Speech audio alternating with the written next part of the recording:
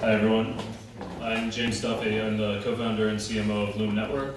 So basically we are a blockchain platform that's focused on letting developers launch user-facing dApps. So lots of blockchains focus on tokens and things like that. Our main focus is on dApps and applications running fully on the blockchain. Okay, so what is Loom Network? So basically, as I said, we're focused on applications. We have a strong focus on user experience because right now, up until now, most of the applications running on the blockchain have, you need to sign a transaction with your Ethereum wallet every time you interact with Ethereum. This makes for a not very good user experience. So we're focusing on handling issues like that. From the technical side, we run DPoS sidechains to Ethereum. For people who are not technically up to speed with blockchain, like lingo, I'm sorry. I don't have time to explain everything, but basically what this means is there's a lower number of validators that are running this blockchain, and it allows it to be a lot faster. You can have fast confirmation times within 1 or 2 seconds, and you can run applications that are a lot more scalable. And recently we made a focus on integrating with all major blockchains. So this is Ethereum, Tron, EOS, and Cosmos so far. And that means that developers who build on top of Loom, they can access users on all of these platforms. And so we've started calling ourselves the universal layer 2, because you have these base blockchains, you have Ethereum, you have EOS, you have Tron, and we're kind of the platform on top of that developers can use to build their applications and access all of those user bases. Okay, so that's kind of a top level overview. Now, when we're talking about sidechains, basically what a sidechain is you have your base layer blockchain like Ethereum, which is totally decentralized. It has thousands of people running the node software that validates transactions, but because of that, you have a trade-off where it has to be slower and it has to be more expensive to operate the blockchain, just because you have thousands of people running computers that are processing these transactions. So what a sidechain is basically it's a separate blockchain, but it has a link to the main blockchain. So any asset that's on Ethereum, you can transfer it to the Loom sidechain. So you can transfer ETH, you can transfer Make or Die, you can transfer any of these tokens onto the sidechain, and then users can use them on the sidechain, but in a much faster, more scalable environment. Okay, so what we do is a bit complicated, and people get confused because we have a team of around 75 people, and we're working on a lot of different projects. But we started with the Loom SDK, which is basically, it lets you build your own blockchain. It's a build your own blockchain generator. And again, these are built as sidechains, so you can link them to existing blockchains. Now, we are currently operating 3 of our own blockchains, and our main one is what's called Plasma Chain, which is kind of like Loom mainnet. This is a shared blockchain. We have 20 validators on it, diversified between 20 validators, and we continue adding more. And this is kind of like the main sidechain to Ethereum that we started. So other developers, they're trying to run an application on Ethereum. It's either too slow, too expensive, or they can't deal with users having to have a MetaMask pop up every time they interact with the game or the app.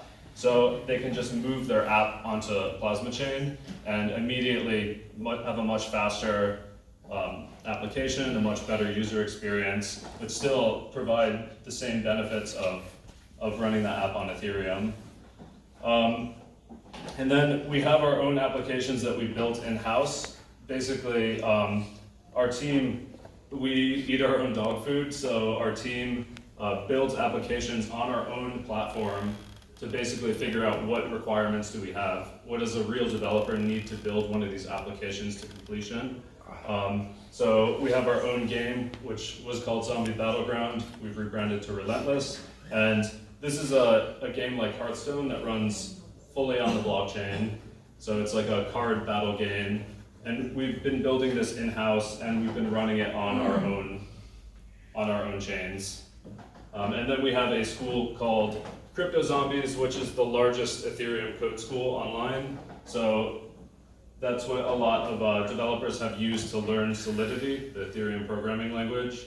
It seems like a lot of diverse stuff, but basically our main focus is on developers, developer experience, teaching people how to build dApps, and then giving them a platform to build those dApps onto.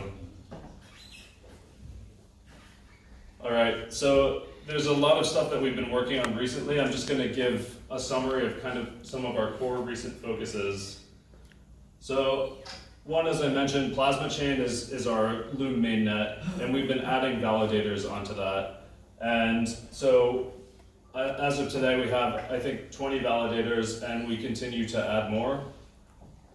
And this is basically to give the network more decentralization, because you have a trade-off between the number of validators. More validators means more decentralization, but it also means things will be slower and you'll have less scalability. It's just a fundamental trade-off. So we aim for Plasma Chain to kind of be a happy medium where it's fast enough for most applications, but it's also decentralized enough to store millions of dollars worth of tokenized assets on it. We also recently, in the past few months, we enabled staking, which is basically, networks like Ethereum and Bitcoin are proof of work, which means people run dedicated hardware that validates the transactions. And an alternative to proof of work is proof of stake, which basically means the people running validators, they have to put up a bunch of tokens, and if their validator goes offline, or if they do something dishonest, their tokens get slashed, and they lose those tokens. So this is how the network stays honest and decentralized, because there's a cost for these validators to keep their hardware online. And as users, you can vote for which validators you think are most likely to secure the network. And it's kind of an alternative security model to proof of work. And so this is basically what gives the network its security. You have users are analyzing all the different validators, seeing who they think is responsible, who can keep the hardware online, who's contributing value to the network, and kind of vote for them with their tokens. And this secures the network. We also recently integrated the top 100 ERC20 tokens, which again, you have a side chain, and you can transfer any of these ERC20 tokens from Ethereum onto the side chain, use it on any apps within the side chain, and you can transfer it back to Ethereum. So the top 100 of these also included 6 major stablecoins, one of which was Maker's DAI.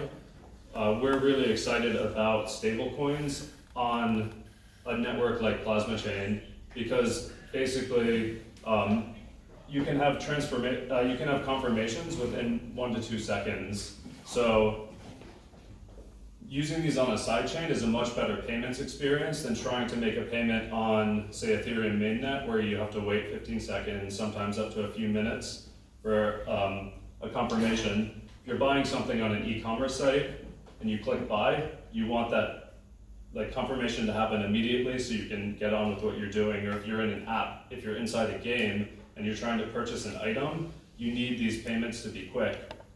But also, up until now, most games have been taking payments in ETH, in the currency on Ethereum, but it's not optimal from an e-commerce perspective or from a game perspective, because users have to pay attention to what is the current price of ETH. It might change day to day.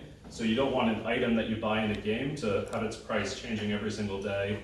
So we're really excited about what stablecoins bring to the blockchain, and once you bring these on a super fast network like Plasma Chain, how this is going to change payments, in-app purchases, things like that.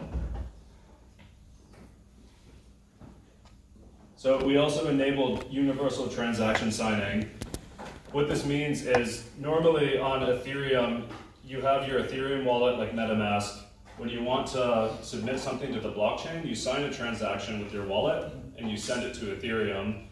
What we've done is we've made it so Plasma Chain can read transactions signed by an Ethereum wallet. So this means any user who has an Ethereum wallet, they can now interact with any dApp on Plasma Chain and sign it using their Ethereum wallet. We've also, as of yesterday, we just released this for Tron as well, which is our second chain. After this, we're integrating EOS and Cosmos and other blockchains in the future. So what this means as a developer, if you build an app on Plasma Chain, any user with a wallet from any of those blockchains can interact with your app just like they would on their native blockchain. So Ethereum users, EOS users, Tron users, they're already integrated with a wallet, and they can just access your dApp right out the gate. And as I mentioned, cross-chain interoperability. So we just integrated Tron as our second chain, and EOS and Cosmos are coming next. The blockchain ecosystem has been very fragmented with kind of like warring tribal factions. People are an Ethereum user or an EOS user or a Tron user or whatever, but as application developers, you want to access all of those user bases. So when we talked to the people building apps on top of Loom, we said, do you want these users to be able to play your game or access your app and to make purchases? And they said, of course we do. So the ecosystem right now is kind of similar to, say, iPhone and Android way back when, where maybe some games or apps would only be available on one platform.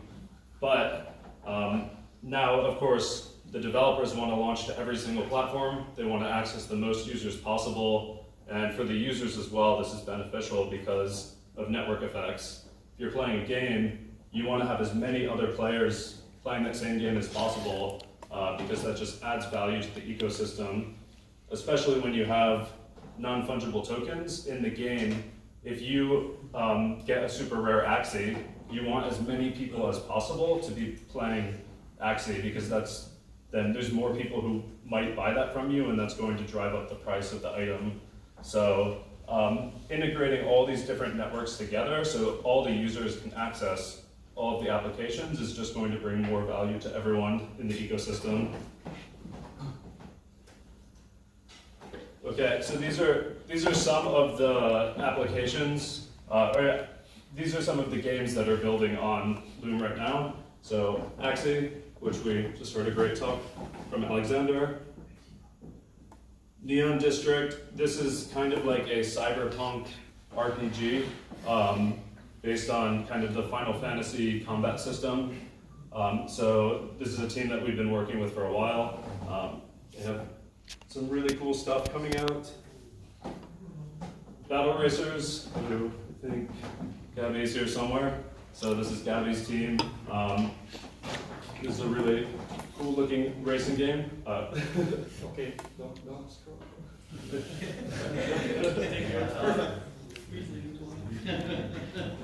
Plasma Bears, this is built by the same team building Neon District. This is, similar to CryptoKitties, except cool looking Plasma Bears with glowing heads and animations and whatnot. Crypto Wars, these guys have been running regular tournaments on our network. So this is similar to, I'm blanking on the name right now. It's similar to another style of game, basically where you collect resources, you build up your buildings, you attack other people, and you can steal the resources. So this game is running entirely on the blockchain. Coins and Steel is another game building on us. And Relentless, this is our own game that we've been building in-house. So this is the card battle game that's similar to Hearthstone or Magic the Gathering. And this game is currently in open alpha, so you can go and download this on the App Store on iPhone or Android and give it a try and battle other players. And the entire thing's taking place on the blockchain, but you're running it from your phone. It feels no different from any other mobile game. So that's the type of game that we're focused on Loom, where we think if the user experience is just as good as normal games, there's no barriers or limitations to onboarding new users. And we also built the Loom Marketplace, which is running on Plasma Chain right now. Right now it's just for the cards in Relentless, but yeah, basically this is just a marketplace where people can buy and sell the cards that they earn through playing the game. And as of a month or two ago, I think we had over 7,000 transactions that took place. So, and the game's just in alpha right now, so this is just between a low number of thousands group of players who are playing the game and collecting cards. So yeah, our focus is in 2019. We're focusing on increasing staking, because the more people that are staking on Plasma Chain, the higher the security of the chain. We're doing more integrations with other blockchain networks. As I mentioned, EOS and Cosmos are our two next integrations, and we have one other one that we have not announced yet. But yeah, we have another big one coming, and basically the focus here is on which blockchain platforms have real users, real developers deploying apps to them, and we just want to give the developers on Loom access to every single user base that comes up now or in the future. So in the future, if some brand new blockchain comes along and it's technologically superior and it somehow manages to blow all the other blockchains away, we'll integrate with that chain. So basically any developer who built their app on Loom, they're kind of future-proofing their dApp. So it's going to work in the future, whichever chain ends up getting the most users. And our major focus is on onboarding more developers. So up until now, it's kind of been a closed ecosystem. We wanted to work closely with the first rounds of developers building on us, so we could make sure that the chain is giving them the performance they need, make sure that it's giving them all of the requirements they need to build on us. And over the coming months, we're going to be opening the chain up so any developer can deploy to it. And we're revamping our developer documentation to make it really easy, just super easy to deploy your app to the chain. And then yeah, some super important but boring stuff like improving the chain performance, security. We just had a extensive security audit done by a third-party blockchain security firm. And yeah, we're ever focused on simplifying the user experience, because right now we think the main problem that's stopping blockchain games from being as big as normal games is the experience the users are having when they try playing them. So every single hurdle that users experience with blockchain games, we're just working one by one on eliminating those to make it as easy as possible for developers to bring new users onto their game. All right, and that's all I have for you. Thank you everyone for your patience, and hands on the